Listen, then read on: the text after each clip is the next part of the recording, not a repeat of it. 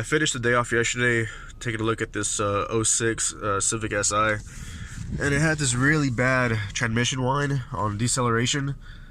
I'm guessing since it was like on deceleration, it might have been like axle bearings, or you know what, I'm not exactly sure, but it sounded really bad. So I've got them pricing me a like a used transmission from a junkyard, because that's, you know, they don't want to spend, you know, a crazy amount of money on a used car. It's an 06, a lot of miles. And honestly, what I'm trying to do is kick it to auction so I don't have to work on this. Even the parts guy was kind of on my side. He was like, don't worry about it, I'm gonna, you know, make sure the price is up there. So yeah, because if it costs too much to fix, obviously they're not going to want to put too much money into it. They're not going to be able to make a profit. They're just going to kick it to auction. So in the meantime, I'm working on this Mercedes ML350. Just oil change the state. It's clean. It doesn't need anything. It's in really good shape. Yeah, but so I'm actually all caught up on my ROs. I think I'm gonna have to go in there and ask for more work. So yeah, that, or they said I could if one of these two guys here behind on their ROs, I could probably ask them and see if maybe I can get some of their old tickets. But yeah, if you're, you know, in a tech or whatever, and you're running out of work or whatever, don't be afraid to just go up and ask management. Go ask whoever's in charge of routing out the work. Go ask them for more work. You got to kind of speak up sometimes, and you know, they might not be aware of your situation, because like just the other day I had like a stack of ROs, and they might think that I'm still in the middle of them, but really I knocked them all out. So they might not be aware of that. So I'm gonna go talk to them and let them know, like, you know, I need more shit to do. Alright, I got some work. Okay, so I got a 16 Lexus RX 350, and this is actually a certified pre-owned. So on the certifieds, it's actually like on another tier of how thorough they want you to be looking through the car. Like on the value cars, the ones that are, you know, budgeted to be affordable yet reliable, that's how they advertise it. It's like a 10-point inspection, but on the certifieds, it's like a 140-point inspection, and you actually have to go through the entire car and make sure that, you know, it's legit. And they're more likely to actually put money into these, because the certifieds cost a lot more. You know, on the front lot, they sell them for a lot more. So yeah, these actually pay 2 hours plus the state. I got to put nitrogen in the tires, but that's pretty easy. There's like these little green machines. They're like nitrogen exchangers. You just hook them up to all 4 tires at the same time, and it'll drain the oxygen, or not the oxygen, just drain the air out of the tires and then refill it with nitrogen. Okay, yeah, let me go grab this car.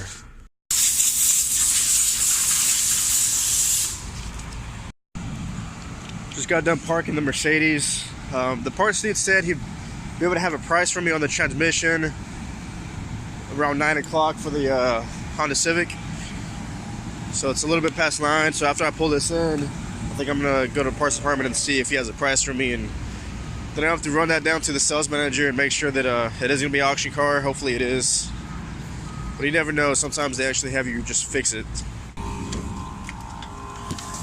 Like if they bought the car for like $1,000 or however much, and they plan on selling it for like 8, and the transmission costs like 2 G's and maybe 1,000, I don't know, 500 for labor. I'm just throwing numbers out there, but they might actually want to fix it. It's a small possibility, but I've seen it before where it's like you think they're not going to fix it, but the profit margin is so big that they actually go ahead and do it. So yeah, I'm about to find out here in a couple minutes. In the meantime, I'm gonna take this Lexus for a quick test drive.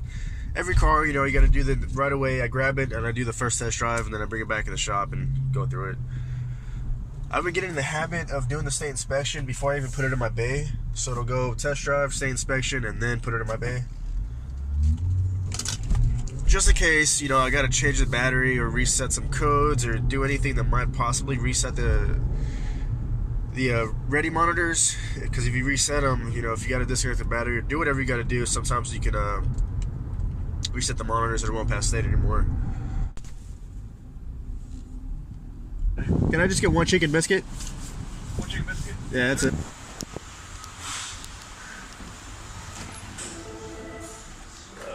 How old is this guy? One. Pat. Yes. No, have to order. So it wasn't as much as I thought it was gonna be. They only want $930 to get a used transmission, and I'm gonna charge 12 hours of labor. So that comes out to like $2,000 for parts and labor to replace the transmission. So right now I'm just kind of going through the car and making sure that I have everything on the ticket. I already looked underneath it, looked all through inside of it. Shut up. Shut up. Shut the fuck up! Hey! Check this out. Gross. That's cigarette ashes everywhere. This car is really nasty. Yeah, I just want to make sure, I'm going through the whole car, not missing anything. I think really if I just replace the transmission and get rid of that crazy whine, it'd probably be a good car to sell. It needs a lot of cosmetic work, that's for sure.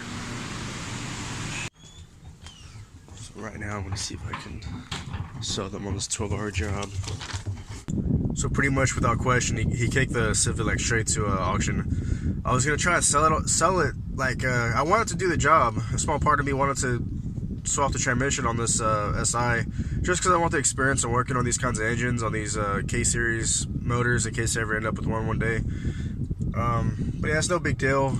But what does suck when this happens, this particular inspection only paid 1 hour because it's a 10-point inspection on these old high mileage cars. So I had to price the transmission, wait for the fucking junkyard or whoever to open at 9 o'clock, wherever they priced it from. I had to wait for them to open. They finally got the price. It's been sitting in my bay for a little bit. I had to go through it. Basically, when it gets kicked to auction, I kind of get screwed a little bit because I only get that 1 hour, even though that car's been on my life a lot longer than that. Taking out my bay, and I don't know, it's just a little frustrating, but it's you win some, you lose some. Sometimes I get these inspections like on that Mercedes I did before I priced out this transmission. That paid an hour and I knocked it out, 20 minutes maybe. But yeah, win some, lose some, I guess. That Civic was definitely a waste of time. We're making some progress in the shop. Can't wait. I think all the space between here and there is going to be a parking lot.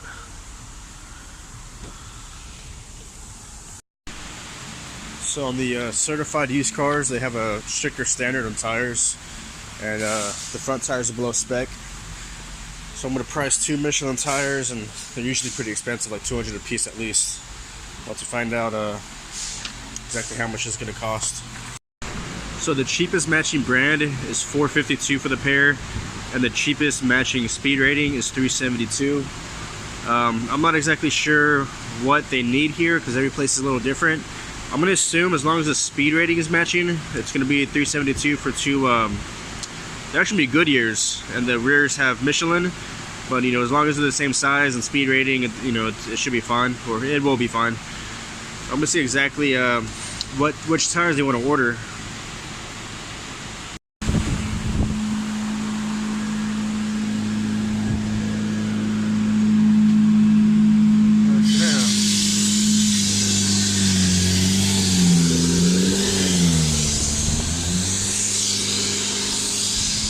So I got kind of stuck between 2 jobs. That certified used car I was doing needed 2 tires, but before I could have them ordered, I need to get the shop foreman to add a new labor line so that the parts department can bill it to that labor line, something like that. And he was nowhere to be found. He's probably out on lunch or something, even though it's pretty late. I don't know. I'm not sure where he's at. And a part came in for the Ford Fusion, the motor actuator that I had ordered, but now it's in the body shop. So I grabbed the part, did all that, and then come to find out I can't even work in the car. So those are the only 2 things I really had going on right now. So I went ahead and grabbed another repair order. It's a 2014 GMC Acadia. It's just a used car checkout. It's not certified. 100,000 miles. No way. I would have sworn this thing had a lot less than 100,000 miles. For the most part, the cars that I work on, they're in really good shape. This is a good example of that.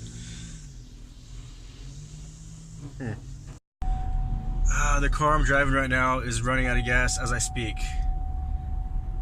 God, I'm so close to the dealer. Oh my God. Am I gonna make it?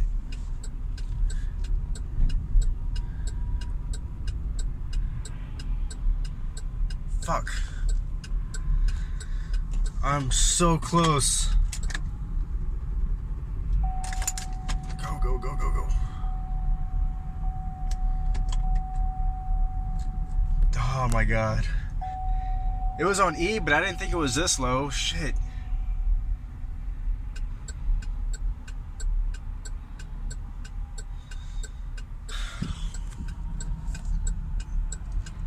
Oh my God.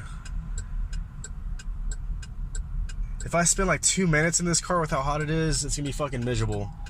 The dealership is like right where that sign is. Come on. I'm having to like crank it in neutral just to get going. Damn it, I didn't think it was this low on gas.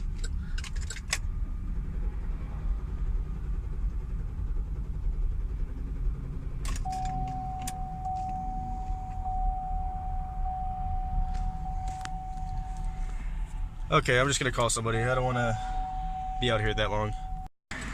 God, I feel like I'm gonna get fucking rear-ended just sitting here. You know what? I've seen too many scenarios where this shit happens when you get stuck on the highway, and I see all these fucking idiots get out of their car and stand behind their car or stand on the side of the fucking road or anything. What I'm gonna do is I'm gonna fucking put my seatbelt on and just sit right the fuck here, and basically I'm not going anywhere. Just recently there was like 3 incidents where somebody they broke down and they got out and they get fucking run over while they're standing on the side of the road. So now I'm not gonna be one of those people. I'm just gonna fucking sit tight, roll the windows down, and wait for some gas to get here.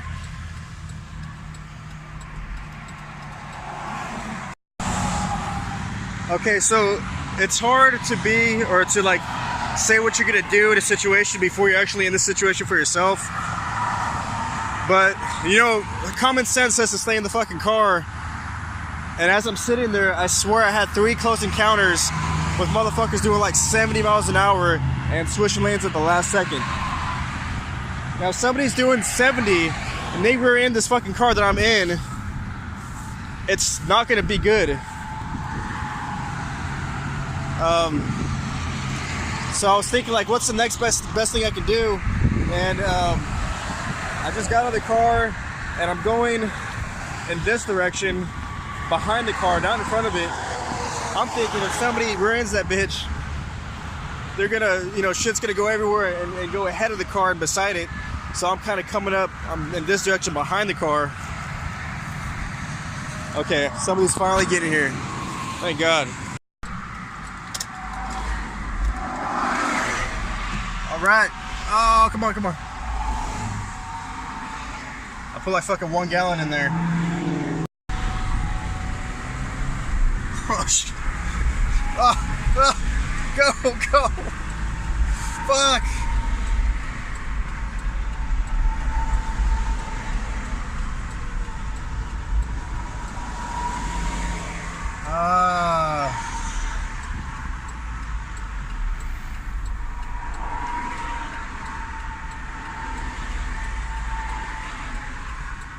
It's dead. It's dead. Not enough gas. I only put like half the jug because I don't want to get fucking smeared all over the highway. Damn it. Well, fuck, that was an ordeal. Time to go on a real test drive, one that doesn't involve getting stranded on the side of the highway. Yeah, it's my fault. It's completely my fault. The gas gauge was on like E, but some cars, the needle will actually bury below the E line. I don't know, this Acadia, it was dead even with the you know, the E line. It was even with it. So I'm like, I could probably do this fucking 1 mile test drive real fast and get back. You know, most cars, when they say low on fuel, there's like a 30-mile reserve, but apparently the reserve has been met in this Acadia. I just thought I could make it. I didn't think it was literally empty. But so I just found out that we have a gas pump on the dealer property just to fill up. So now I know Now, if it's anywhere near empty, I'm gonna fucking gas it up and not risk this happening again. Cause that shit sucked, man. I was on the side of the road for like, it took 30 seconds for me to start sweating balls and being miserable. Fuck. Fucking hand smell like gas and I just rubbed my eyeballs. What a shitty day. Back at the shop, and I'm scanning this Acadia because it has a check engine light.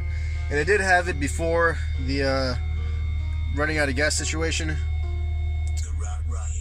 So I'm just gonna I'm scanning every module right now on my little scanner and just seeing exactly what fault codes it has. So far, it has a code in the engine control module, the ABS module. I think that's it.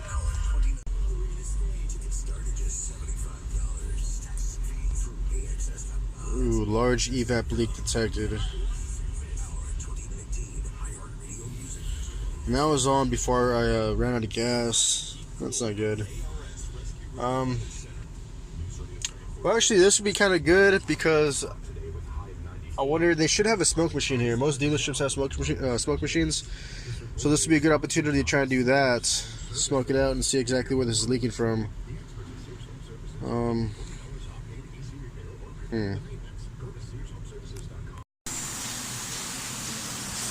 So someone's using the smoke machine right now, so I'm going to go ahead and do the 2 tires that I got approved on the RX 350. You see the 2 front tires, and they ended up approving the Michelins, the more expensive tires, because on the certified used cars, they all have to match. As far as like the brand, size, speed rating, it all has to be exactly matching all the way around the car. So I'll do it now.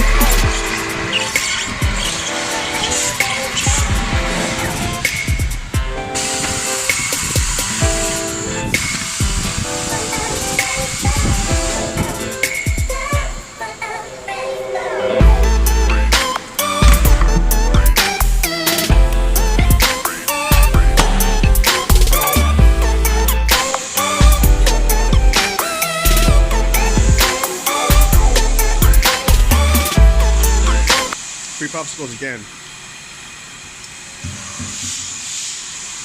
Italian ice.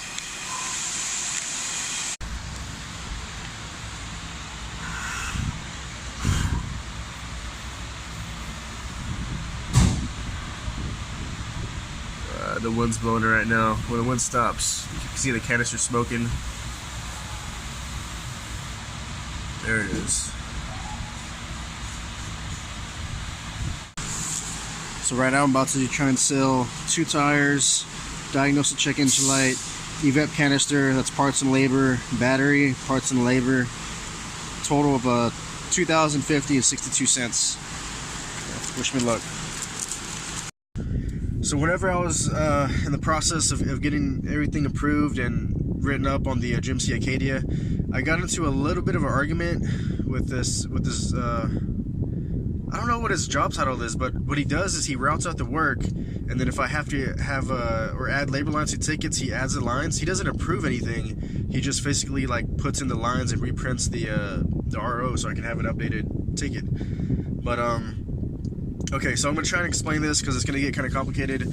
But they treat the used car department like it's its own separate business, like they're not even a part of Lexus, which they are. They just get treated like they're not. Like they pay full retail price for labor, they pay markup on parts, they pay basically it's like they're just a walk-in customer. I don't understand it. To me it's like it's all internal, but it's like you know, that's the way the parts department is too. It's like they make money off sales to the used car department. I don't know. I don't really understand. I'm sure there's a reason for it or whatever, but okay, so now that I have that explained, The value line cars is like as low as it gets, right? They're the cheapest. They have this really cheap labor rate, like 75 an hour, as opposed to the regular 175 an hour that Lexus charges. So anything other than a value car, it's 175 an hour for labor, and value is 75 an hour. So I'm doing this used car that's not a value car, and you know, I priced everything out at 175 an hour, and it's like comes out to $2,000. I think I actually shot that. $2,000 for the evap canister, diag, 2 tires, this and that. And he's like, no, I'm not paying for that. Price it out as a value, and it comes out to like $1,090 or something. It comes out way less. So this dude and the sales manager, right? They start debating if it's going to be a value car or a non-value car. Because if it's 175 an hour, it's better for the shop. The shop makes more money off the deal. And I said something like, I don't mind doing it for the value pricing, labor rate or something like that. I gotta stop saying his name. But this dude, alright, he kind of like flips out and says, why would I want to get paid less? I don't make as much money if it's a value car, this and that. And then I came back at him like, my hourly rate, what I get paid an hour and how many hours I'm gonna flag does not change no matter what fucking shop rate they agree on. That doesn't affect me. You know, this is like my second week, and that's just what makes sense to me, right? So we're going back and forth. We kind of like agree to disagree. I never convince him that that can't be the way it is.